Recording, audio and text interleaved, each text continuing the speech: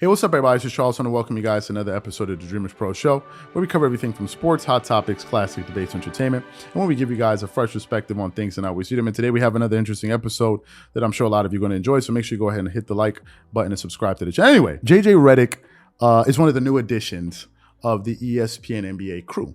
We actually did a video a number of months ago when the news first came out. It's on our channel. It's there.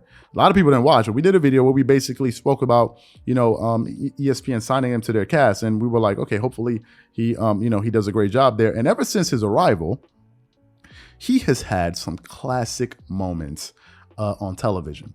And a lot of those moments, or almost all of those moments, had to do with Stephen A. Smith. It was always all of those segments were always involving Stephen A. Smith.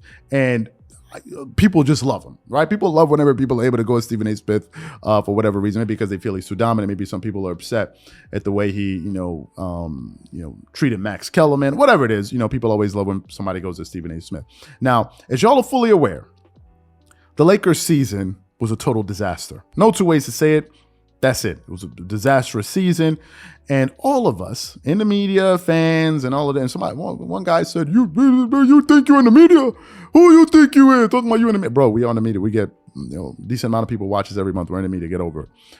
And some of us in the media were chiming in and giving our 2 cents on what we thought went wrong with the team. And then after we finished doing that, a lot of us were talking about what do we think needs to happen in the offseason for this Lakers team to improve. Everybody's doing it. Fans, people in the media, whoever, right? Whoever you talk to, everyone has their own 2 cents. And during the segment yesterday on ESPN First Take, Stephen A. Smith essentially suggested that the Lakers trade LeBron James. Maybe they should consider doing that. And after he suggested that, for whatever reason, Reddick took exception to him making that suggestion, and then fireworks again. So for those of you who missed that exchange between Stephen A. Smith and Reddick, we're going to play a little bit of what Stephen A. Smith had to say to give this entire thing some context, and then play what Reddick had to say, and then we're going to come back and really unpack it. So take a listen to this exchange here. Here we go with LeBron James. He's the only person that has extreme value, that you'll never get equitable compensation for his greatness. But it's the only chance you have to be immediately respectable if you're the Los Angeles Lakers. First, we got to take into account what we're looking at in the Western Conference. We got Phoenix, they ain't going nowhere. We got Golden State. You see these brothers, they here and they going to be here for a while.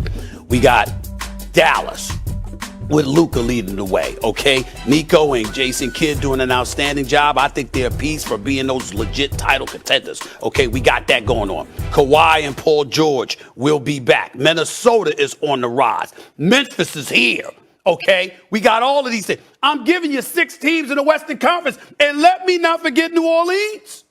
And if Zion Williamson is healthy, I mean, my God, what New Orleans could potentially do. So we got all of that going on. You the Lakers, where you going? You got nothing. So here's what I'm going to tell you they should do. Are you ready for this? I thought, and don't get too specific, JJ. I don't want you pulling out numbers and contracts. We understand they got to work things. They got to make things work. And we got all of that. Let's hear it. Picks, all this stuff. I'm just going to throw the teams that I'd call. If I'm the Lakers, I'm calling Cleveland because they got some young talent. JB Big Star going to be. I'm calling Cleveland. I'm going to Cleveland with some of their young talent, okay? And the brother is from Akron. He already won the championship, delivered the championship. I mean, he's LeBron in Cleveland. I'm calling Cleveland. I'm calling Miami because they got some, I mean, you talk about Bam Adebayo, Tyler Hero, they got some young talent. And so I'm calling them. I'm calling Utah. All right, let's assume for a second that the Lakers decide that this is a good path, good strategy going forward, right? We're gonna trade our superstar, LeBron James. The first thing to that would go against decades of behavior, upon the Lakers' Totally part. true. They are a superstar-driven franchise. I agree. Secondly, to trade LeBron somewhere like Utah or Portland would go against that behavior as well. Mm-hmm. Because there's no way they would ever trade LeBron unless they got sign-off from him. There's no way they would ever trade LeBron because it goes against how they operate. This is the same family. JJ. This is the same family that Dr. Buss. Before you go on, I did not say the Lakers are considering it. I said if I were the Lakers, I would be making these calls. Okay. So I'm asking you, if you're JJ, based on what I broke down about the team and what they got and what they don't have, what do you do? What gets me to my next point, which is basically, if you're a team looking to trade for LeBron James and you're going to give up all your young players like Miami, you mentioned Bam Adebayo. Not all of them. You think that getting LeBron James and giving up Bam makes Miami closer to winning a championship? They might. No. Cleveland, Jared Allen, Darius Garland, those guys, that's what they're building for the future. Everything you're talking about is teams essentially operating the way the Lakers have operated for decades. Teams don't want to operate that way anymore, and that's the problem with the Lakers. Here is my honest takeaway from what you guys just listened to. I think Stephen A. Smith and JJ Redick were arguing two different points. I think what JJ Redick was arguing was a completely different thing than what Stephen A. Smith was arguing, in my personal opinion, after listening to the two of them.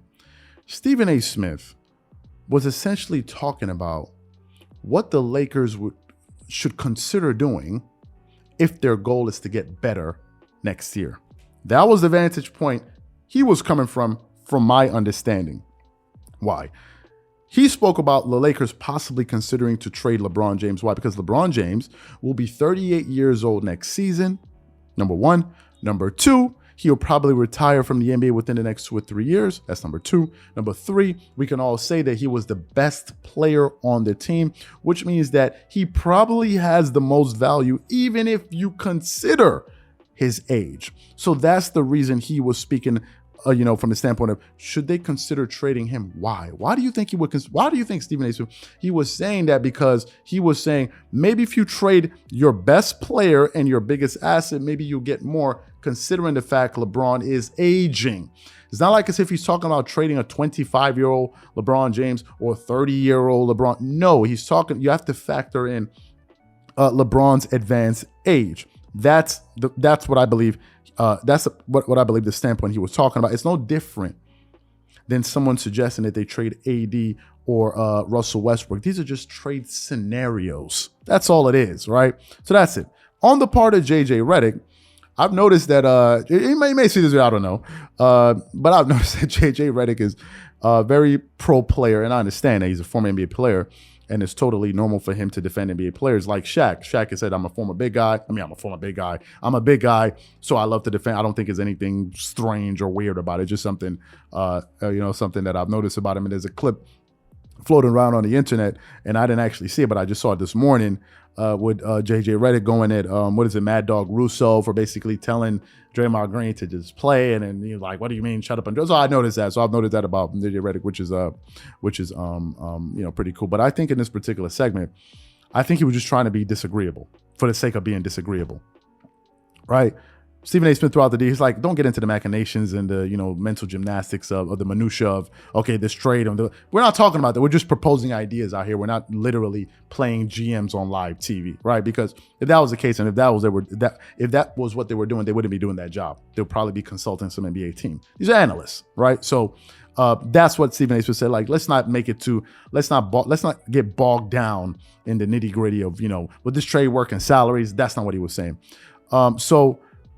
Obviously, teams are going to push back on certain. We get all of that. We're speaking from the standpoint of the Lakers. If you're sitting down, what can we consider doing?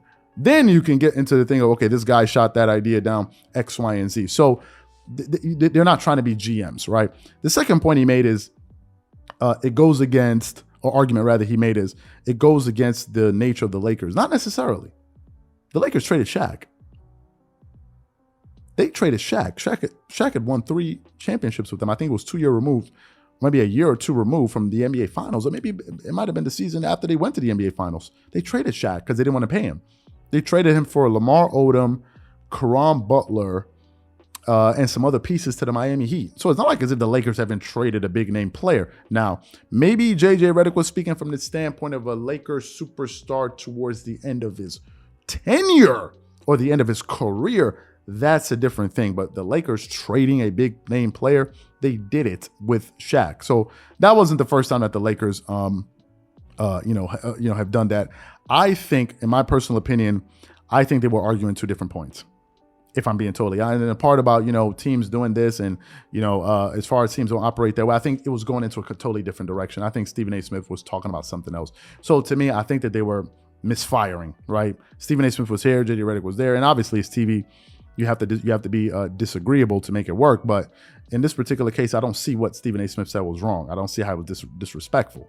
He was just saying that, listen, if I'm the Lakers and I'm considering ways to get better, why not consider trading LeBron? And funny enough, a lot of Laker fans have said that. A lot of Laker fans in the comments that we read, they was like, well, why don't we trade LeBron? So I don't think he was there trying to dig at LeBron. So I think JJ was a little bit too defensive for no real reason, in my personal opinion. But that's just me. That's just me. Somebody may see what I just said and totally disagree with me. Just my opinion, not, throwing any shade at anyone, just what I think. So what I want to know from you guys is, number one, what do you think about the exchange between JJ Reddick and Stephen A. Smith? And number two, what do you think? Do you think the Lakers should consider trading LeBron, or he should be, he should be off the table? Because remember, LeBron doesn't have a no trade clause. He could be traded.